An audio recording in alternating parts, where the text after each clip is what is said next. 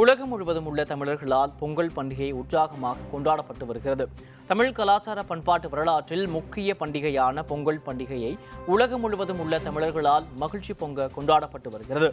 இயற்கை தெய்வமாக கருதப்படும் சூரியனுக்கு நன்றி தெரிவிக்கும் விதமாக கொண்டாடப்படும் இந்த பொங்கல் பண்டிகையை ஒட்டி ஒரு வாரத்திற்கு முன்னதாகவே தேவையான பொருட்களை வாங்க கடை தெருக்களில் கூட்டம் அலைமோதியது.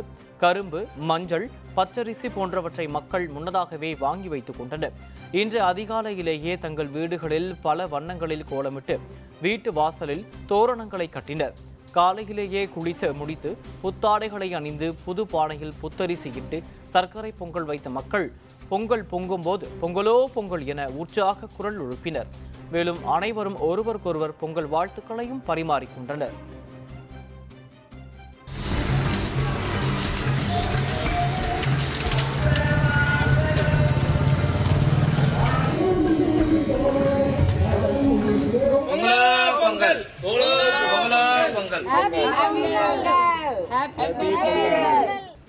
கடந்த ஆண்டு திருமணம் முடிந்த தம்பதிகள் தங்களது தலைப்பொங்கலை மனமகிழ்ச்சியோடு கொண்டாடி வருகின்றனர்.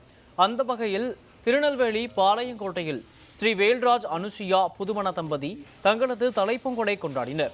சீர்வரிசையாக கொண்டுவரப்பட்ட பொருட்களை கொண்டு பொங்கலிட்டு வழிபாடுகளை மேற்கொண்டனர். இருவரும் இணைந்து பொங்கல் பண்டிகை கொண்டாடுவது உற்சாகமான ஒன்றாகவும் புது அனுபவத்தை தருவதாகவும் புதுமண தம்பதிகள் மகிழ்ச்சி தெரிவித்துள்ளனர். காஞ்சிபுரத்தை அடுத்த கீழ்கத்திருப்பூர் கிராமத்தில் வசித்து வரும் செந்தில்குமார் என்ற விவசாயி ஆண்டுதோறும் பொங்கல் பண்டிகையின் போது கரும்பின் மூலம் விழிப்புணர்வு ஏற்படுத்துவது வழக்கம்.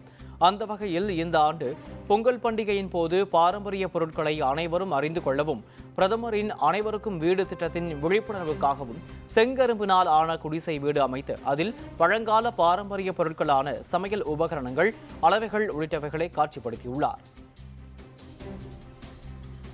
தஞ்சாவூர் மாவட்டம் பாபநாசம் அருகே ராஜகிரி இலுப்பைக்கோரையில் தங்களின் வலி வேதனைகளை பாடல்களாக பாடி கும்மியடித்தும் குளவை சத்தமிட்டு பொங்கல் பண்டிகையை திருநங்கைகள் கொண்டாடினர்.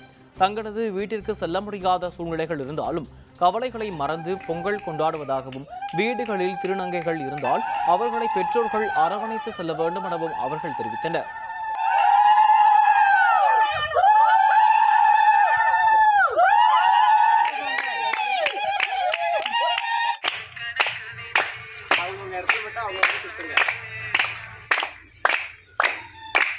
திருநங்கையா பிறந்ததாலே ஒதுக்குது இந்த பூமி, வேடிக்க பாக்குதடா பலான சாமி, அலங்கரிச்ச எங்க வாழ்க்கை அலங்கோலமாச்சி, நாங்க படும் கஷ்டத்துக்கு யாரு இங்கு சாட்சி, சாட்சி